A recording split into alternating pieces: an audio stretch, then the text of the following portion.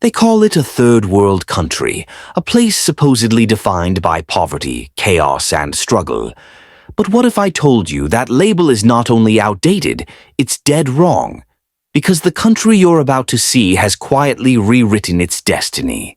And while the world wasn't paying attention, Malaysia turned the third world stereotype into a global punchline. Today, this nation sits at the crossroads of global trade, powering industries from microchips to oil rigs. And yet, most people still think it's stuck in the past.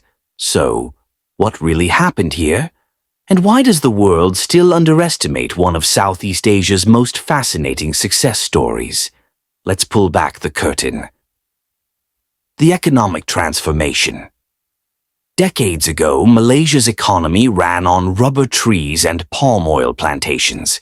Its wealth was tied to the soil, not to silicon chips or data cables.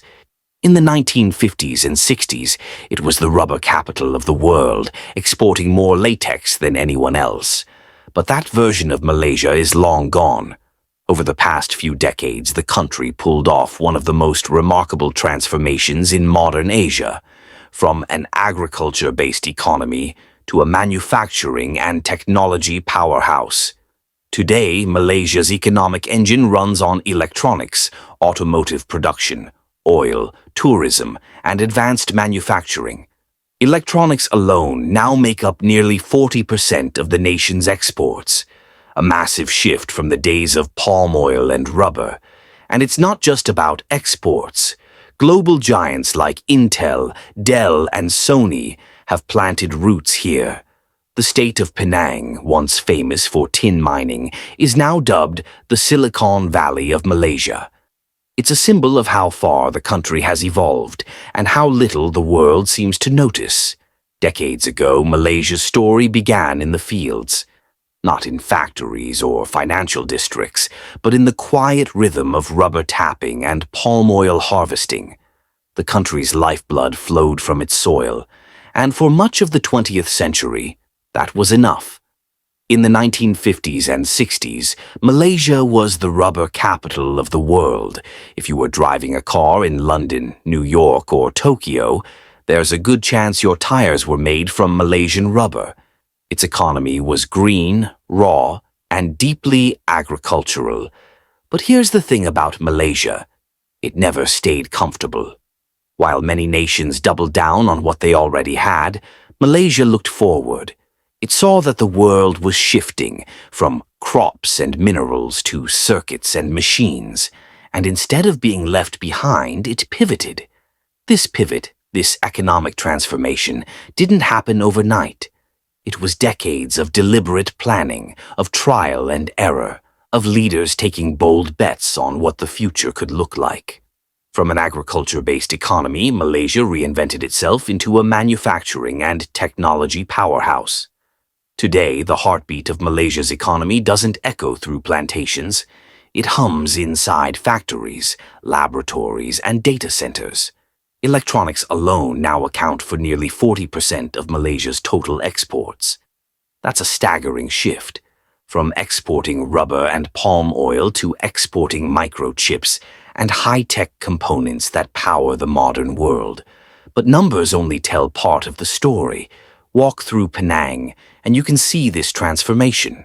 Once a sleepy tin mining region, it's now known as the Silicon Valley of Malaysia. Skylines of glass and steel rise over heritage streets, and inside those buildings, companies like Intel, Dell, and Sony design and build the components that make global trade possible. What's happening in Penang is a quiet revolution, a symbol of what's possible when a country decides to rewrite its own narrative. And Malaysia didn't stop there.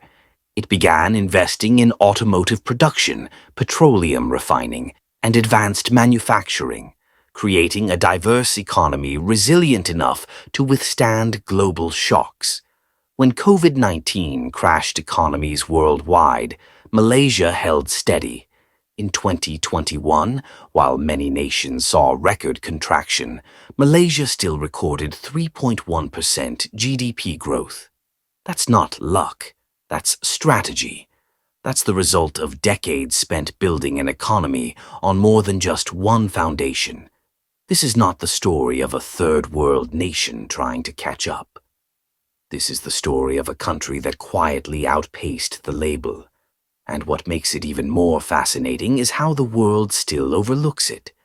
While headlines focus on Singapore's skyscrapers or China's factories, Malaysia is right there, exporting high-value tech, supplying critical components to global brands, and training a generation of engineers, innovators, and creators.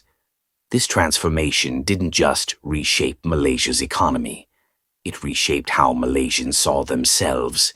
A nation once defined by what it grew from the ground is now defined by what it builds with its mind. And that shift from manual labor to mental innovation is what truly marks Malaysia's arrival on the world stage.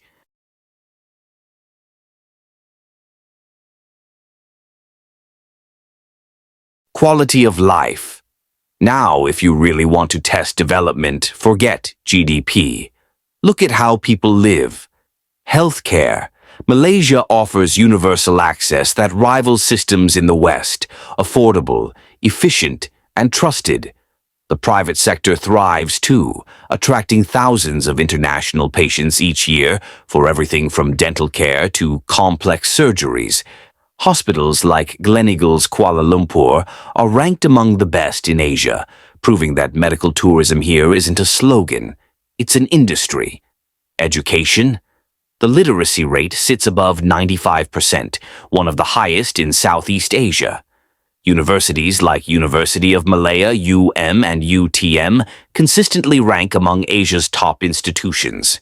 And with affordable tuition, Malaysia has become a magnet for international students, chasing world-class degrees at half the Western cost.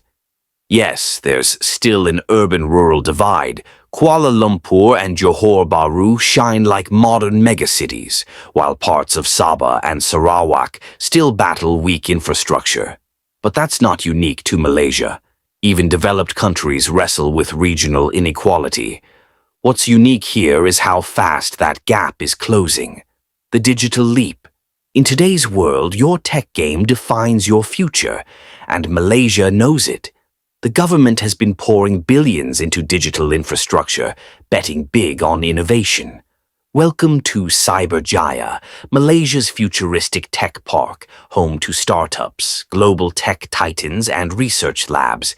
It's where Microsoft, IBM, and Oracle sit beside local innovators, pushing the limits of AI, fintech, and biotech. The country is already rolling out 5G nationwide, a move that will fuel its digital economy, which the World Bank expects to hit $12 billion by 2025. In short, Malaysia isn't catching up to the digital age. It's becoming one of its regional architects. Compare that to other nations still struggling to get stable internet across rural areas, and you start to realize the third world label doesn't just miss the mark. It's insulting. Political power and global strategy. Here's where things get really interesting. Malaysia isn't just succeeding economically, it's playing the global chessboard like a pro. As one of the founding members of ASEAN, Malaysia has shaped Southeast Asia's political and economic landscape for decades. It maintains strategic relationships with the US, China, and India, balancing East and West with diplomatic precision. That's rare. The country has also carved out influence in the Muslim world, championing peace, stability, and non-alignment. Through trade deals like the CPTPP with Japan, Canada, and Australia, Malaysia has embedded itself deep within the global trade network. Of course, not everything is perfect. Corruption and political instability have sparked frustration among citizens. But those are not uniquely Malaysian problems. Even first world nations wrestle with them. What matters is that Malaysia continues to move forward, not backward. The road ahead. Every success story has its shadows. Malaysia still faces income inequality, and rural poverty hasn't vanished completely. About 6.2% of the population remains below the poverty line as of 2022. Environmental concerns are another battle. The nation's dependence on palm oil and fossil fuels has fueled deforestation, especially in Borneo, threatening biodiversity. But here's the difference. Malaysia isn't ignoring these challenges. It's adapting, pushing for sustainable industries, green energy, and smarter development. Progress here isn't measured in perfection, it's measured in momentum. Get it here? So, is Malaysia a third world country? Absolutely not. The term itself belongs in history books. This is a country that took its colonial past, its agricultural roots, and its global doubt, and turned them into fuel for transformation. It's building microchips instead of rubber exports, crafting innovation instead of excuses. And while other nations debate definitions, Malaysia is already writing the future. The world may still call it developing, but if you look closer, you'll see something much more powerful. A nation that outgrew its label and never looked back. So next time someone calls Malaysia a third world country, just smile and say, you might want to update your vocabulary. Now it's your turn. Do you think Malaysia deserves the developed nation title yet?